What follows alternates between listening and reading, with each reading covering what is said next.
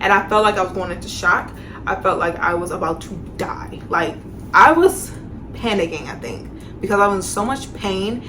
And the thing that really made me mad, it made my mom mad, it made Edward like black out almost, was them telling me to push at 8 centimeters. Why am I pushing at 8 centimeters? What's up, y'all? Welcome back to my channel. I'm KaylaBrianne. If you guys are new here, welcome. If you guys are not new here, welcome back, welcome back, welcome back, or whatever. So I have not recorded in a very long time. It seems like, honestly, the last time I actually recorded, but I didn't even finish recording because what happened? I got induced. So I was trying to record the whole entire process of me being, going into labor, but everything went freaking left. Everything did not go as planned, like how I thought my labor would go. So I am no longer pregnant, clearly, because I'm doing this video. But I did want to sit down and talk to you guys about my labor and delivery story and everything that went on, plus postpartum, because I am 1 week and what's today? Saturday, so Tuesday.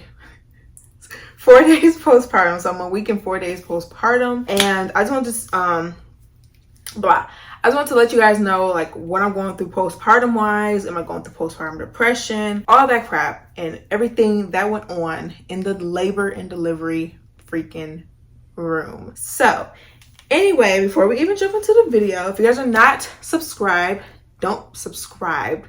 If you guys are not subscribed, hit the hit the subscribe button, and also follow me on all my social media. Everything will be linked below. I'll also put on the screen throughout this video so y'all can just go to it, my boob. And yeah, if you guys are not new here and you're not subscribed, then what are you doing? You should have been subscribed. I know I'm not active like that, and I'm about to start getting active again because I'm getting into my routine again, but subscribe. Anyway, let's just jump into the video. So I guess we'll start off by why I was induced. I decided on my own to be induced. There wasn't no medical reasoning behind it. Thank God. I didn't have preeclampsia. Nothing was wrong, but I was just so tired of being pregnant, and I am thankful, completely thankful that God even allowed me to carry my own child and have my baby, and she's healthy. But y'all, I couldn't sleep. I couldn't breathe. I could not breathe. Laying any type of position hurt my soul. So I made a appointment to get induced. And because my induction was not medical, they, of course, did the medical inductions before me. So my original induction was for May 23rd. Is it?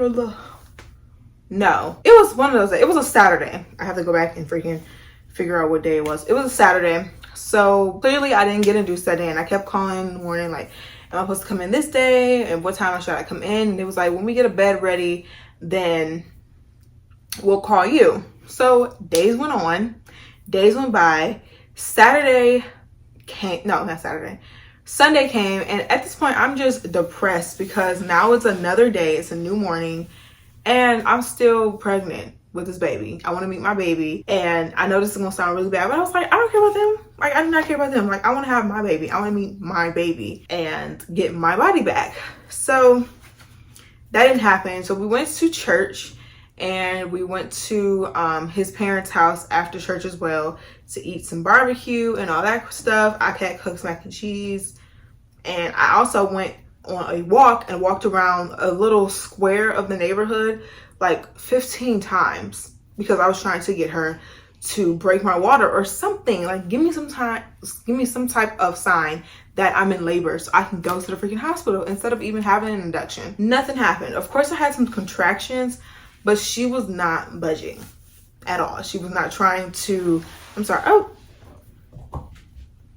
she was not trying to budge at all. Let me move this up a little bit because my boobs are saying hello to the world. So, what time was it? It was still Saturday. It was still Sunday. It was going on. What time did they call me? Oh, Sunday was over. 12 o'clock came. I was talking to my mom a couple hours beforehand, and she was like, I'm just trying to figure out if I should do my hair or not because I feel like they're going to call you and tell you to come in or you're going to go into labor. And I was just like a Debbie Downer, like, okay, yeah, get your hopes up all day long, because that's not happening. So I'm just sitting there chilling. We were about to go home. Now it's 12 o'clock. We're about to get ready to go home. We're watching a movie at his parents' house still. And 12:23 a.m. comes around, and I get this call from Ipsy, and I'm like, y'all be quiet, because I think this is the hospital. And they called me. They're talking about something. Yeah, you can come in. We have a bed ready. Do you still want to come in? And I was like, yeah. So before we left Sunday morning, I had told Edward, let's just put everything in the car so that just in case they do call, we don't have to come back home. So we put the car seat in the car, we put the hospital bags in the car, all that stuff. I had Sophie's food already prepared for the days that we were going to be gone, because I'm thinking we're going to be gone for like 2 days. I think we were gone for 2 days, but all her food lasted until we came back. She was almost out of food when we got home, so I did good. Anyway, and we had took the dog that same morning to his friend's house, because we can't just leave the dog here. The dog needs to go somewhere so he can be walked. So luckily all that was taken care of. So I had jumped in the shower really quick and went to the hospital after that. So I called my mom, told her that we're on our way to the hospital. She met us there. She was there before us because we were in Westland, and Westland to where the hospital was, I don't know why I'm saying Westland, like y'all know what I'm talking about, unless y'all live in Michigan, but it was like a 30-minute drive compared to where my mama lived. So we get there, they get me set up, they check to see how many centimeters I'm dilated. I'm still 1 freaking centimeter from the last appointment that I freaking had. 1 stupid centimeter. So they gave me a balloon thingy to to dilate me. I don't know what it's called, but it was a balloon they stuck up inside me, put some water in it. That crap hurt so freaking bad. It hurt so freaking bad, but it's over and done with. So a couple hours later, they come back in, a new shift comes in, morning shift, and they checked me. I think I was like 4 centimeters dilated, 4 or 5, and I was taking it like a G. I was not, my whole goal was to go natural. Then when they came in and they asked me what is my birth plan, I said natural. I don't want any type of medication, none of that. Now in my eyes, if you ask somebody what is their like birth plan, you should abide by it. You shouldn't like keep asking them, do you want medication? Because y'all, I was killing it. 5 centimeters, 4 centimeters, 6, 7, no medication. The only thing I was doing was I got on the ball, I got in the shower with Edward, and he would spray my stomach and my back with some hot water. I was breathing, I was eating ice, I was doing it, thank God. Like with God there and my mom and my boyfriend, I was doing a good job. So there was this one nurse that just kept coming in and just asked me, do you want some medication? You sure you don't want an epidural? No, chick, I don't want one. If I wanted one, I would have asked. The heck, dang, like dang. Now it is May 30th, the Monday, so it's a new day.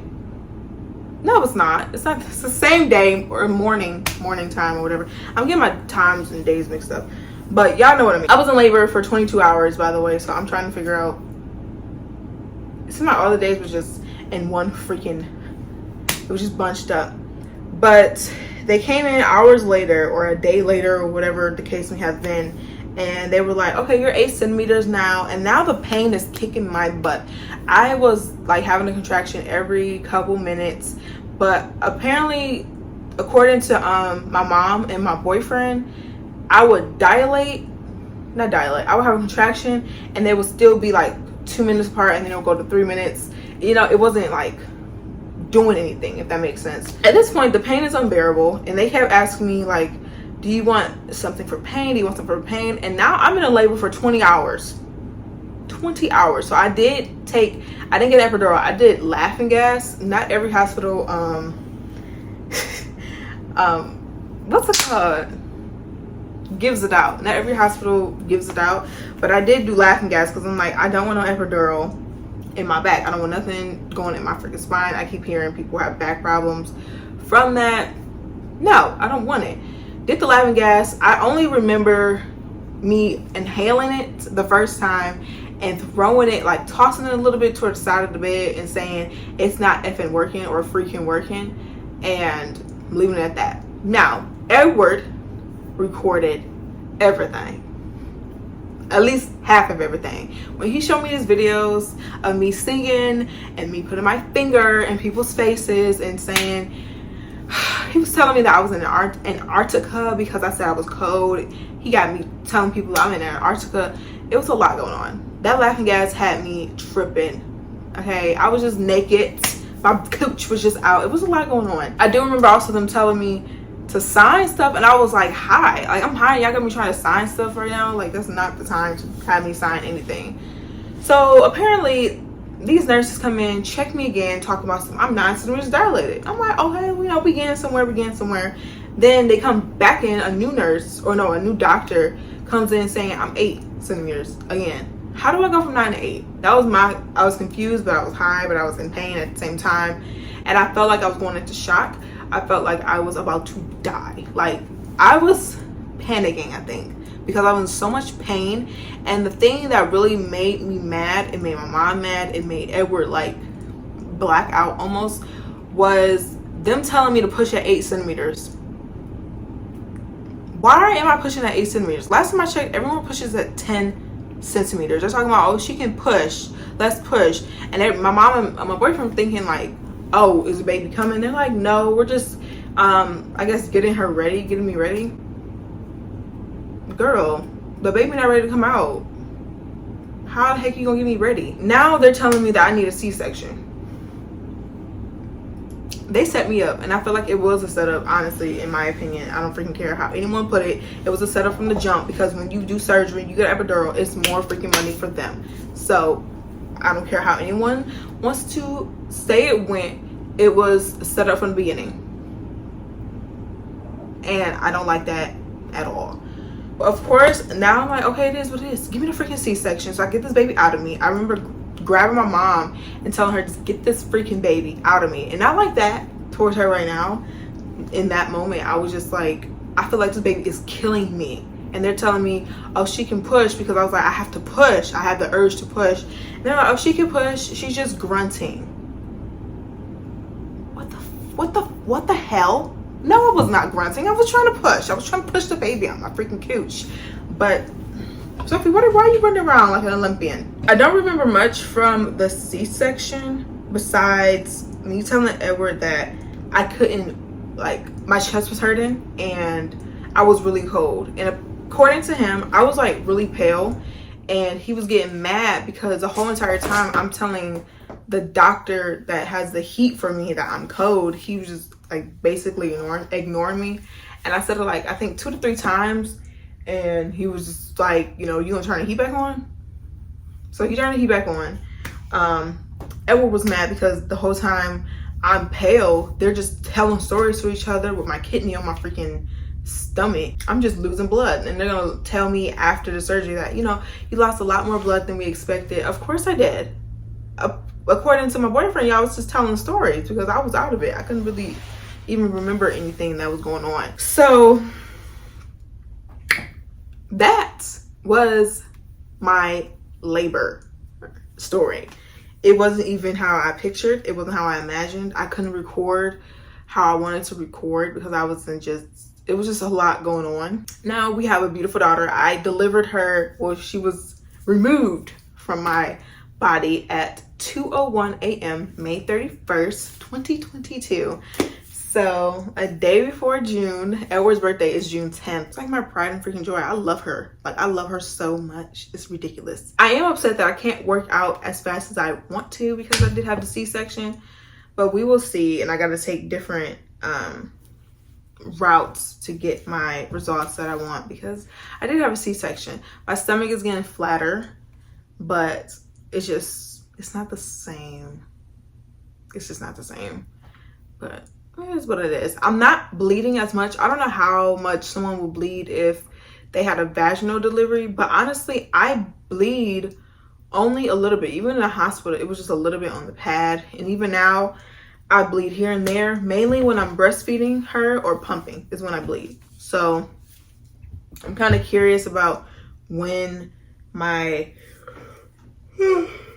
period is going to come, because I can't really understand when it's a real period. I've been having headaches, and that's a sign that I would get when I would have a period. So I don't really know at this point. So that's the rundown, the scoop, the 411 on my labor and delivery story. Now, postpartum. My postpartum, I don't think, I always would pray and stuff that I don't get postpartum depression, because no one wants to go through that. I don't push that on my worst freaking enemy, postpartum depression. But I have been experiencing like so many different emotions, because your hormone levels are just everywhere. They're just everywhere. I just look at her and I'm like, she's growing up so freaking fast. And everyone was like, today, I said this today, and everyone was just like, she's only a week. Yeah, she's a week, but it's the fact that she's a week already. She's healthy, she's beautiful, but her little mittens, her little newborn mittens are not going to fit her when she's 1. And we're not having another one, because that was a traumatizing experience. And me and Edward agreed to not have another baby. We did want at least 2 or 3. We wanted a boy. Well, he wanted a boy, and I was going to have the boy for him, clearly. I say clearly a lot. But I was going to have the boy for him after we get married and get a house. But he's good with Malaya. I'm good with Malaya as well. And a lot of people keep saying that, oh, you know, you're just saying that because you just gave birth. No, that was traumatizing. And like I told my mom, if I end up pregnant again, I'm going to cry. And it's not going to be tears of joy. It's going to be tears of sadness, because it's something I just don't want to go through again. Now, you got to be really careful with your words. Now, of course, I want to be able to get pregnant again on my own with no complications or anything. But a C-section, I don't want to go through that again. I know you can possibly have a vaginal delivery depending on how they cut you, but it's a chance that you might just end up in a C-section again.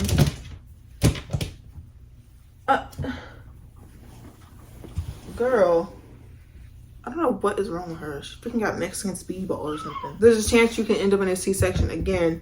So it's just, I don't want to get cut. I don't want to go through that again.